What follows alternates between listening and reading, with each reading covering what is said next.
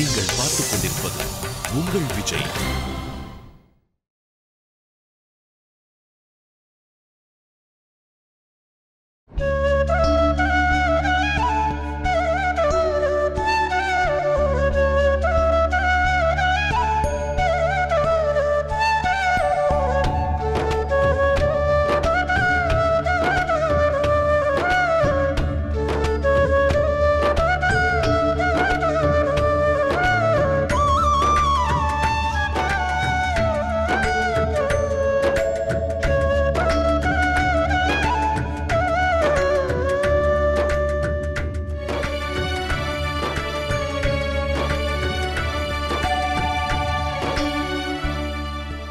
தம் முகத்தை மறைத்து வையுங்கள். மறந்தீர்களா? அதுவே நம் குருதேவரின் ஆணை.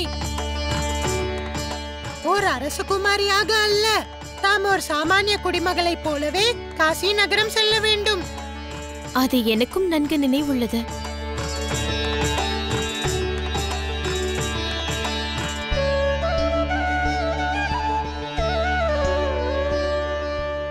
நாம் சிறிது நேரத்திற்கு அந்த மரத்தின் நிழலில் அமர்ந்து ஓய்வெடுத்து செல்லலாமா?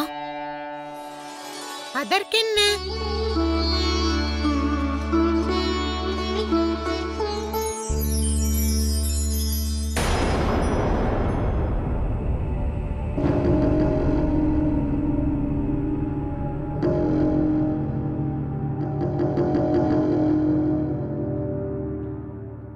நேர்ந்ததென்ன உத்பலா? அங்கு பார். அவளை அடையாளம் கண்டாயா? மகாதேவரின் மனைவி பார்வதி. தற்சமயம் இவள் தன் சக்திகள் அனைத்தையும் இழந்தவளாக தோன்றுகிறாள். அதாவது நல் வாய்ப்பு இது. தற்சமயம் இவளை அபகரித்துச் சென்றால் அசுர குலத்தில் சிறந்தவனாக கருதப்படுவேன். உத்பலா, உமது தமையன் விதலனையும் அழைத்துக்கொள். அவனது உதவியின்றியே என்னால் இதனை செய்ய முடிந்தால் அவனை விட ஆற்றலில் நான் வல்லவன் என்பதற்கு இதுவே நிரூபணம். வாருங்கள் என்னுடன்.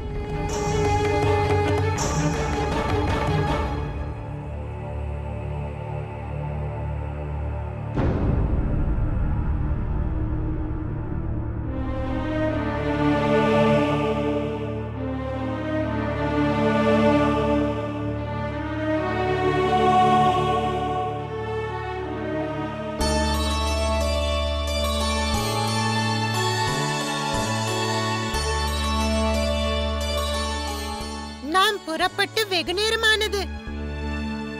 எனினும் தாம் என்னை மகனே என்று அழைக்கவில்லையே.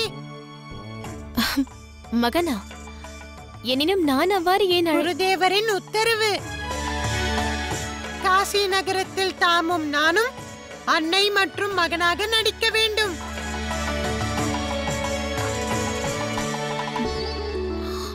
குருதேவர் கூறினாரா? எனினும் எனக்கு இது ஆதியோகி அவர்களின் ஆணை. அதில் எனினும் இருப்பினும் என்ற கேள்வி பதிலுக்கே இடமில்லை. ஆகட்டும் ஆகட்டும், நானும் சற்று பயிற்சி எடுத்துக் கொள்கிறேன். என்னை தாம் மகனே என்று அழையுங்கள். மகனே? நன்றாக இருந்தது. எனினும் அதில் தாய்மையின் பரிவு சிறிதே அதிகரிக்கலாம். இது நாடகம் என்பது அவருக்கும் தெரியலாகாது. தாமே என் உண்மையான அன்னையாவீர்கள். மகனே? ஆம் தாயே. மகனே? ஆம் தாயே. எவ்வாறு இருந்தது?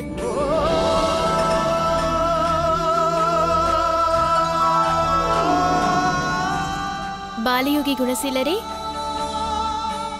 என்ன சிந்தனை? என்ன? தம்மை நான் அழைத்த முறை சரியானதா? அற்புதமானது. தாம் இவ்விடமே களைப்பாருங்கள்.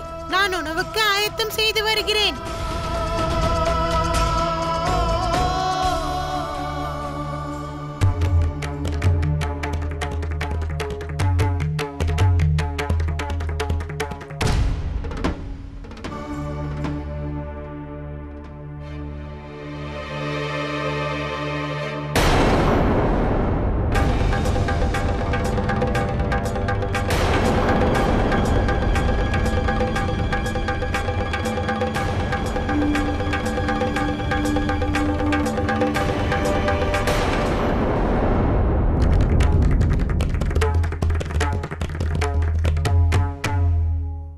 பார்வதி ஆற்றல் இழந்தவர்கள்.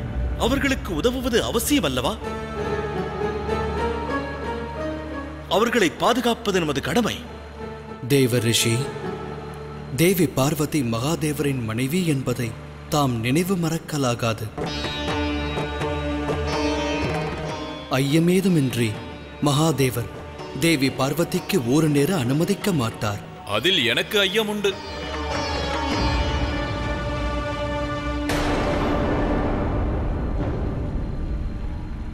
தேவேந்திரா, இத்தனை அக்கறையா? அதுவும் பிறர் ஒருவரிடத்தில்?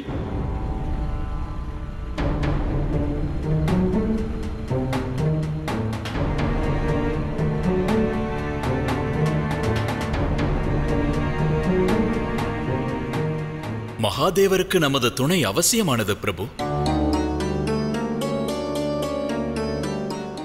ஒரு புறம் மகாதேவரின் மனைவிக்கு சங்கடம், மறுபுறம் மகாதேவரின் ஒரு அம்சம் அசுரர்களின் வழிகாட்டியாகி வருகிறான்.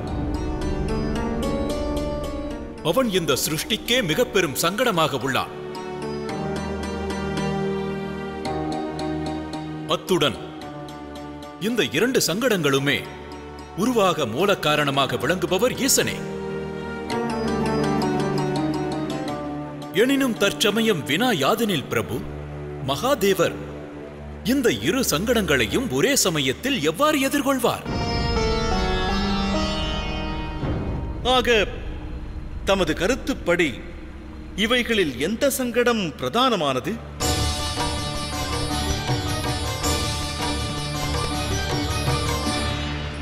என்னை பொறுத்த மட்டில் அன்னை பார்வதியை சார்ந்திருக்கும் சங்கடம் அவரது குடும்ப சிக்கல்.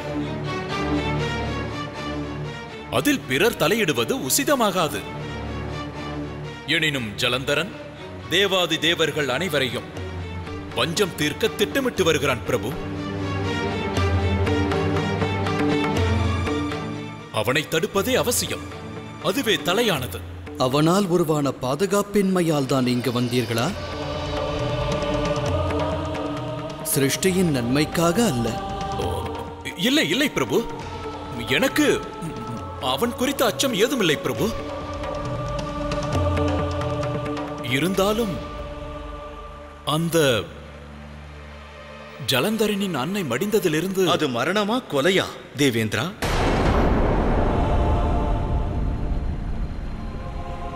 அசம்பாவிதம் முனிவரே, துர்ச்சம்பவம். எனது இலக்கு அவள் அல்ல. தானாக அவள் எனக்கும் ஜலந்தரனுக்கும் இடையில் வந்தாள். அதனால் உயிரை இழந்தாள். நான் செய்தது யாதாயினும் அது சிருஷ்டியின் நன்மைக்காகவே, அனைவரையும் காப்பதற்கே. எவ்விதம் சுக்கிராச்சாரியரின் அன்னையின் வதமும் அசுரர்கள் உயர்வுக்காக என்று கருதப்படுகிறதோ அது போலவே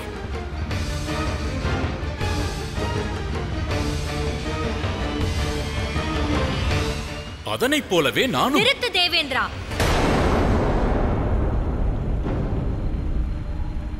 வரம்பை மீற முயலாதே. உன் தன்னலத்திற்காக நீ செய்த உயிர் வதையினை நாராயணரின் லீலையோடு ஒப்பிடும் துணிவு கொண்டாயா? இதை என்னால் சகிக்க இயலாது. மறவாதே தேவேந்திரா, நாராயணரின் செயல் யாதாயினும் தர்மத்தை பரிபாலிக்க நிகழ்த்தப்பட்டது. அழிவை ஏற்படுத்தவல்ல அசுரர்களுக்கு தஞ்சம் அளித்தது சுக்கிராச்சாரியரின் அன்னை என்பதை நினைவு மறந்தாயா? அவ்வரக்கர்கள் பரிபூர்ண சிருஷ்டியிலும் அதர்மம் தழைக்கச் செய்தார்கள். அதன் காரணமாகவே நாராயணர் தர்ம பரிபாலனத்தை பூர்த்தி செய்வதற்கு அவர்களை வதம் செய்தார். அது தவிர்க்க இயலாதது. தேவேந்திரா, இன்று நம் முன்னர் உருவாகியிருக்கும் சூழ்நிலைக்கு மூல காரணமானவர் மகாதேவர் அல்ல, நீ என்பதே உண்மை.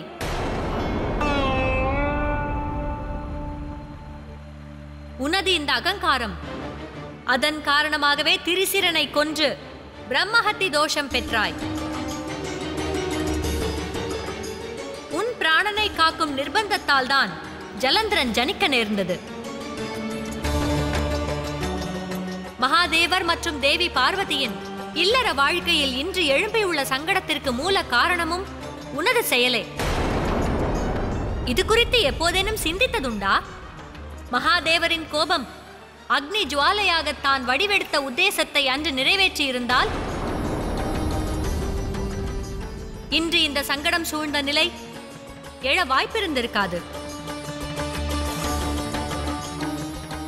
அதனால் இந்திரனே, இனியும் இங்கு ஒரு கணமும் தாமதிக்காது உடன் நீ சென்று விடுவதே சிறந்தது.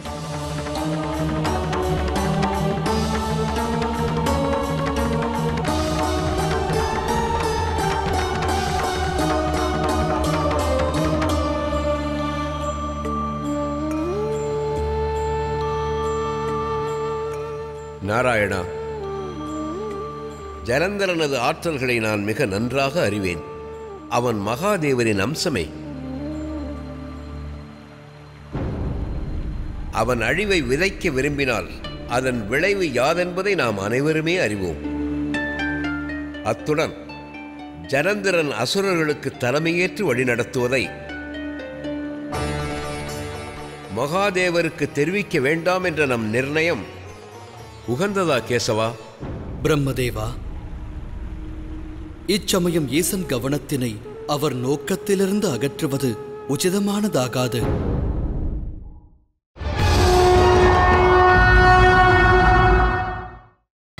நீங்கள் பார்த்துக் கொண்டிருப்பது உங்கள் விஜய்.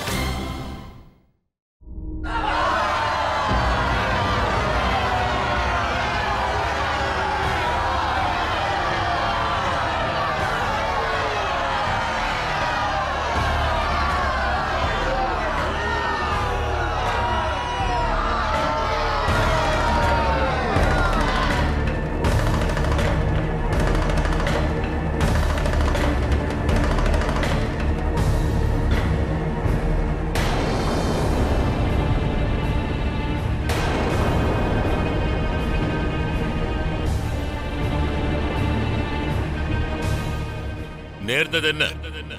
பல்லக்கு ஏன் நின்றது?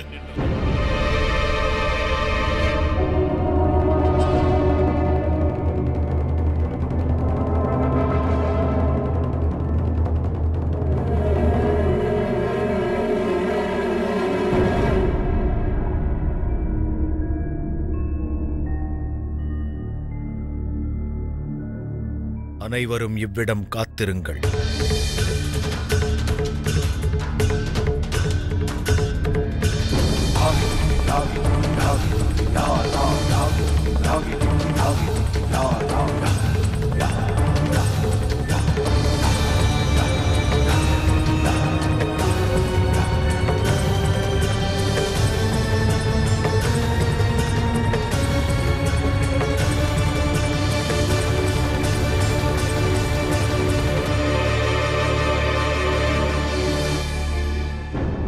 நாம் இருவருமே பரஸ்பரம் பகை கொண்டவர் அல்ல.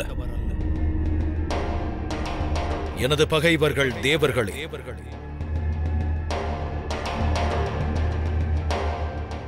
நீயும் அவர்களை பகைவராக கருதினால் பின் நாம் இருவரும் நண்பர்களாவோம்.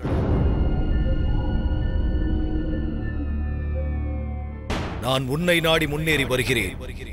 விருப்பம் இருந்தால் நீ என் மீது தாக்குதல் தொடுக்கலாம். எனினும் என்னை முதலில் தாக்குபவன் தனது குடும்பத்தின் உறுப்பினர்கள் ஒருவரையும் தேவர்களால் இழக்காதவனாகவே இருக்க வேண்டும்.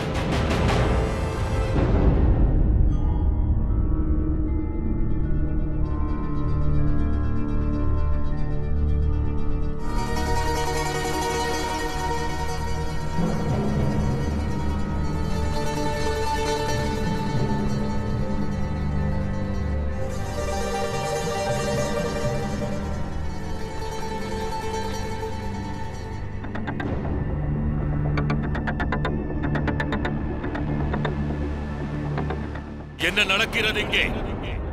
அவனை தடுத்து நிறுத்துங்கள்.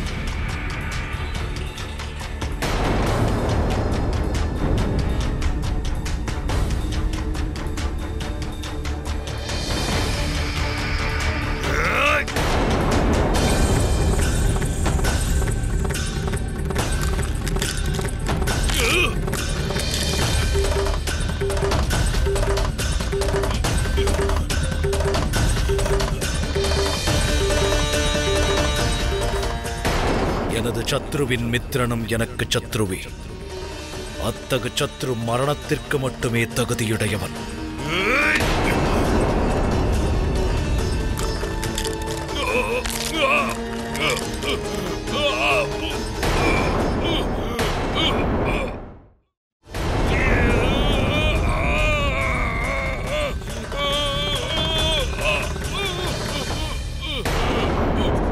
மன்னித்துவிடு, என்னை மன்னித்துவிடு. உனக்கு நான் வாக்களிக்கிறேன். இன்று முதல் தேவர்கள் அனைவரும் என் பகைவர்கள். அப்படி எனில் நான் உன் நண்பனானேன்.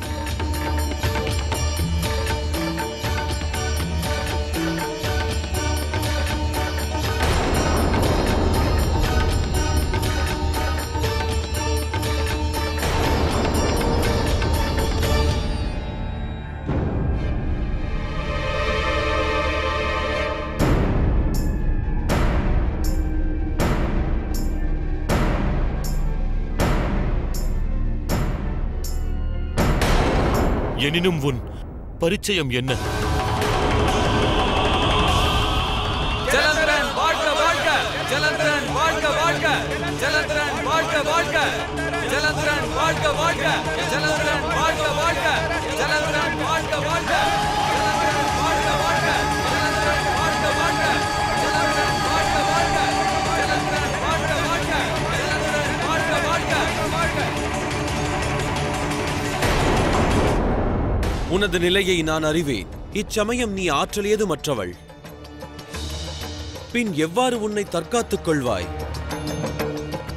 கவலை தேவையில்லை. என்னால் உனக்கு எவ்வித ஊரும் விளையாது. நான் உன்னை அபகரித்துச் செல்ல மட்டுமே வந்தேன்.